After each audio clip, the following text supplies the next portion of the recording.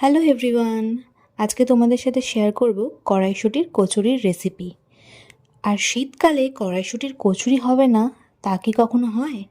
কড়াইশুঁটির কচুরি ছাড়া কিন্তু শীতকাল একদম ইনকমপ্লিট। এই যে দেখো, কড়াইশুঁটির কচুরির ভিতরের পুরটা কতটা সুন্দর হয়েছে।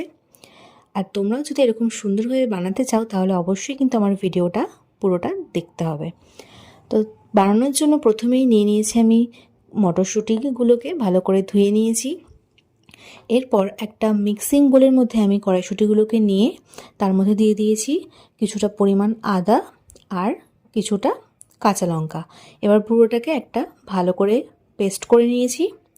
তারপর কড়াইতে আমি তেল দিয়ে তার মধ্যে কালো জিরে আর হিং ফোড়ন দিয়ে দিয়েছি। আর ফোড়নটা হয়ে আসলেই এবার আমি ওর মধ্যে দিয়ে দেব যে বেটে রাখা কড়াইশুঁটির পেস্টটাকে। তারপর কড়াইশুঁটির পেস্টটাকে তেলের সাথে ভালোভাবে মিশিয়ে নিতে হবে।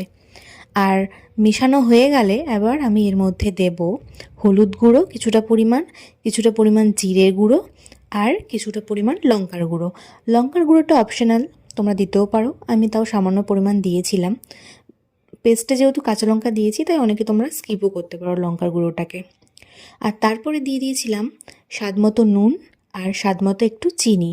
চিনিটা কিন্তু তোমরা দেবে, এতে কিন্তু টেস্টটা একদম ব্যালেন্স থাকে, খেতেও ভালো লাগে। এবার সমস্ত উপকরণকে দিয়ে আবারও ভালোভাবে আমি ওটাকে মিশিয়ে নিয়েছি। আর এটা ততক্ষণ রান্না করতে হবে যতক্ষণ না কড়াইশুঁটির মধ্যে পুরো জলগুলোকে ছেড়ে আসছে। তো আমার পুর বানানো রেডি, আর এদিকে ময়দা মেখেও লেচি কাটা হয়ে গেছে। এবার আমি এক একটা লেচি নিয়ে এরকমভাবে গোল গোল করে ভিতরে পুরটাকে দিয়ে নিচ্ছি। ব্যাস, আর কি, এইভাবে দিয়ে বেলে নিয়ে ভেজে নিলেই কিন্তু কড়াইশুঁটির কচুরি একদম রেডি। তো তোমরা কে কে কড়াইশুঁটির কচুরি খেতে ভালোবাসো অবশ্যই কিন্তু কমেন্ট করে জানিও। আর এইভাবেই কিন্তু আমি প্রত্যেকটা লেচির মধ্যে কড়াইশুঁটির পুরগুলোকে ভরে নিয়েছিলাম। এবার বেলার পালা। এইভাবেই কিন্তু আমি এক এক করে সমস্ত লেচিগুলোকে তৈরি করে নিয়েছি। এবার সামান্য তেল লাগিয়ে আমি লেচিগুলোকে লুচির আকারে বেলে নেব। তোমরা সাবধানে বেলো, কারণ পুরটা কিন্তু নালে ফেটে বেরিয়ে যেতে পারে। আর পুরটা বুঝে শুনে পরিমাণ মতো দিতে হবে, না হলে কিন্তু খুব বেশি পুর হয়ে গেলে বেলতে গেলে মানে ফেটে যাবে। আর এই কচুরিগুলো কিন্তু একটু মোটা মোটাই থাকবে, নাহলে বেশি পাতলা করে বেলতে গেলে পুর ফেটে পুরো বেরিয়ে যাবে, তখন কিন্তু ভালো মতো ভাজাটা হবে না।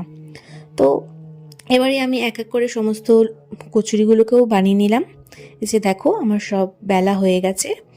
এবার কড়াইতে তেল গরম করে ভেজে নিলে কিন্তু রেডি হয়ে যাবে একদম কড়াইশুঁটির কচুরি। খেতে কিন্তু খুব ভালো হয়েছিল। পুরটা যেরকম করে দেখালাম ওইভাবে বানাবে, তাহলে কিন্তু খেতে দারুণ লাগবে। আর তোমরা এটা আলুর দমের সাথেও ট্রাই করতে পারো বা ছোলার ডালের সাথেও, যে যেটা পছন্দ করো। তো দারুণ হয়েছিল, একবার জাস্ট ট্রাই করে দেখো। আর আমার ভিডিওটা ভালো লাগলে অবশ্যই চ্যানেলটিকে সাবস্ক্রাইব করো আর ভিডিওটাতে লাইক কমেন্ট শেয়ার করে দিও। তো চলো আজকের জন্য টাটা।